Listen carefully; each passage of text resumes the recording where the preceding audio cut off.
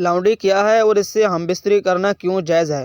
اور کیا آج کے ہمارے دور میں لونڈی رکھنا اور اس سے ہم بستری کرنا جائز ہے؟ شریعت کیا کہتی ہے؟ دراصل لونڈی زر خرید غلام کی مؤنث ہے۔ قدیم عربی اور دوسرے معاشروں میں غلام رکھنا عام بات ہوتی تھی، جسے لوگ اپنے گھروں، کاروباروں اور کھیتوں کا کام کروایا کرتے تھے۔ ان لوگوں کو دو شکلوں میں غلام بنایا جاتا تھا۔ پہلی یہ شکل تھی کہ ان کو گروہ فروشوں کے بازار سے خریدا جاتا تھا، جیسے آپ نے حضرت یوسف علیہ السلام کو کنویں سے نکال کر مصر کے بازار میں لے جا کر فروخت کرنے کا واقعہ تو سنا ہوگا۔ غلام بنانے کی دوسری شکل کیا ہوتی ہے؟ غلام بنانے کی دوسری شکل وہ لوگ ہوتے ہیں جو جنگ میں مال غنیمت کے ساتھ ملا کرتے تھے، جن کو قیدی بنا لیا جاتا تھا۔ پھر ان قیدیوں کو آپس میں تقسیم کر لیا جاتا اور ان سے کام لیا جاتا۔ ایسے ہی جو ان میں خواتین ہوتی تھیں ان کو لونڈیاں کہا جاتا ہے اور ان سے گھروں کے کام کروائے جاتے تھے۔ تیسری شکل یہ ہوتی تھی کہ امیر لوگ کسی کو تحفہ میں دیتے تھے۔ ان سب سے قیمتی کوئی تحفہ جو ہوتا ہے وہ خوبصورت یا طاقتور غلام ہوتا ہے یا لونڈی۔ بے شمار احادیث میں ایک ہی ہے کہ حضرت میمونہ رضی اللہ تعالیٰ عنہ سے ایک روایت ہے کہ انہوں نے ایک لونڈی نبی کریم صلی اللہ علیہ وسلم کی اجازت کے بغیر آزاد کر دی۔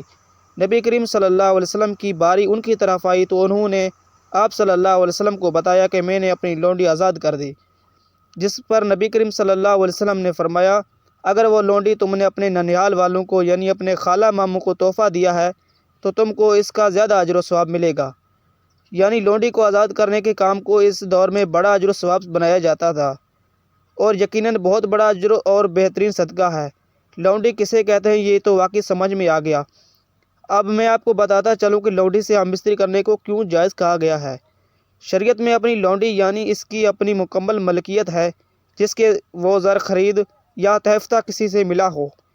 اب اس کی مکمل ملکیت ہے، شریعت نے اس کے ساتھ ہم بستری کرنے کی اجازت دی ہے، لیکن بہت سے سخت رول ہیں، بہت سی پابندیوں کو فالو کرنا پڑے گا، بہت سی پابندیوں کی پاسداری کرنی پڑے گی۔ لوگ اس بات پر بہت زیادہ بحث کرتے ہیں کہ نکاح کے بغیر یا شادی کے بغیر کیسے ہم بستری کر سکتے ہیں، جبکہ اس میں کیا حکمت عملی ہوگی یہ معلوم کرنا کوئی نہیں جانتا آج، جبکہ حدیث مبارک میں ہے کہ مردوں پر اپنی بیوی اور لونڈیوں سے ہم بستری کرنے میں کوئی ملامت نہیں ہے، اس کے لیے جائز ہے۔ اب بتاتے ہیں کہ جب ایک معاشرے میں غلام اور لونڈی لائی جائے اور ان کی جنسی تسکین نہ ہو پائے تو معاشرے میں بے روی بڑھے گی یا پھر کم ہوگی، اس لیے مالک اپنے غلام عورتوں سے ہم بستری کر سکتا ہے، لیکن بہت سے زیادہ رول ہیں جن کو فالو کرنا پڑے گا۔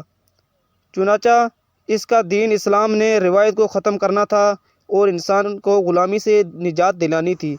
اس میں ایک ضرورت تھی کیونکہ نبی کریم صلی اللہ علیہ وسلم اگر حکم فرما دیتے کہ غلام آزاد ہیں اور غلامی کا دور ختم ہوا تو ہر گھر سے لونڈیاں آزاد ہوتی، لہٰذا ان کی حفاظت نہ ہو پاتی۔ صاف ظاہر ہے کہ ان کو غلام تو سنبھال نہیں سکتے تھے، کیونکہ وہ خود کو صرف 2 وقت کے کھانے پر ہی اپنی ملکیت کھو چکے ہوتے تھے، وہ ان لونڈیوں کو کیسے سفارت کر پاتے ہیں؟ سمجھ میں آنے والی بات یہ ہے کہ اس صورت میں معاشرے میں برائی اور فحاشی عام ہو جانی تھی، جبکہ مقصد کیا تھا؟ غلامی کو ختم کرنا، معاشرے کو خراب کرنا نہیں، یعنی غلامی کو ختم کرنا۔ تو نبی کریم صلی اللہ علیہ وسلم نے حکمت سے اس نظام کو ختم کیا، اس سسٹم کو ختم کیا کہ لوگ نکاح کی بات کرتے ہیں کہ نکاح تو نہیں کیا تو یہ کیسے جائز ہوگا؟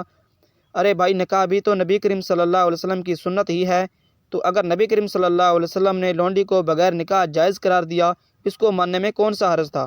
رولز نکاح میں بھی فالو کرنے ہیں اور اس میں بھی فالو کرنے ہیں۔ اب رولز کیا ہیں؟ اگر مالک اپنی لونڈی سے ہم بستری کر لیں تو یہ بات اس پر لازم ہوگی کہ اب وہ اس کو بیچ نہیں سکتا، یعنی فروخت نہیں کر سکتا، اسے کتنی ہی قیمت کیوں نہ مل جائے، اور اس سے پیدا ہونے والے بچے اس کے بچے کہلائیں گے، غلام کے بچے نہیں، اور آپ کی جائیداد میں برابر کے حقدار ہوں گے۔ لہٰذا اب غلامی ختم ہو گئی اور وہ لونڈی اب آپ کی بیوی بن جائے گی، تو مالکان کو اپنی لونڈیوں سے ہم بستری کرنے کی بھی اجازت دی گئی ہے، جس سے وہ ایک غلام سے گھر کی مالکہ بن گئیں۔ دیکھیں کتنے حکمت ہے اور اس بات میں کہ غلام سے وہ گھر کی مالکہ بن گئیں اور ان سے پیدا ہونے والا بچہ بالکل ویسا ہی پہچانا جانے لگے گا، کیونکہ یعنی فلاں شخص کا بیٹا یا فلاں شخص کی بیٹی ہے۔ غلاموں کی اولادوں کے سر پر بھی غلامی کا داغ دھیرے دھیرے ختم ہو جائے گا۔ بے شک اس میں کوئی شک نہیں، اسلام ایک سچا دین ہے۔ اب یہ آپ کے سامنے ہے۔ اس دور کے بعد کوئی لونڈی یا غلام اسلامی دنیا میں موجود نہیں ہے، بلکہ اس کا نام ہی ختم ہو گیا، اور آج اس کے بارے میں سوال کرتے ہیں اور معلومات حاصل کرنا چاہتے ہیں، کیونکہ غلامی اب تاریخ بن چکی ہے۔ اب باری ہے کہ کیا لونڈی آج بھی رکھی جا سکتی ہے؟ کیا گھر میں کام کرنے والی بھی لونڈی ہے؟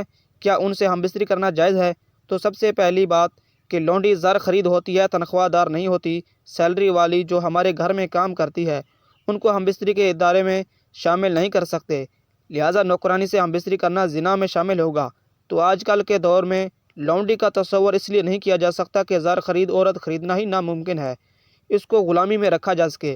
اگر آپ کو زر خرید مل بھی جاتی ہے تو اس سے نکاح کے 2 پال پڑھوانے میں کون سا حرج ہے؟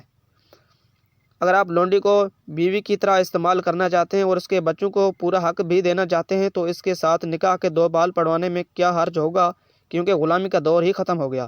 اب غلامی دوبارہ کیسے ممکن ہے، کیسے جائز ہو سکتی ہے؟ تو امید کرتا ہوں کہ آج کی ویڈیو آپ کو پسند آئی ہوگی۔ اللہ رب العزت آپ سب کو میرا سنانا اور آپ کا سننا اپنی بارگاہ الہی میں قبول فرمائے اور آپ کو سیدھے راستے پر چلنے کی توفیق عطا فرمائے، اور ہم سب کو 5 وقت کی نماز ادا کرنے کی توفیق عطا فرمائے۔ آمین۔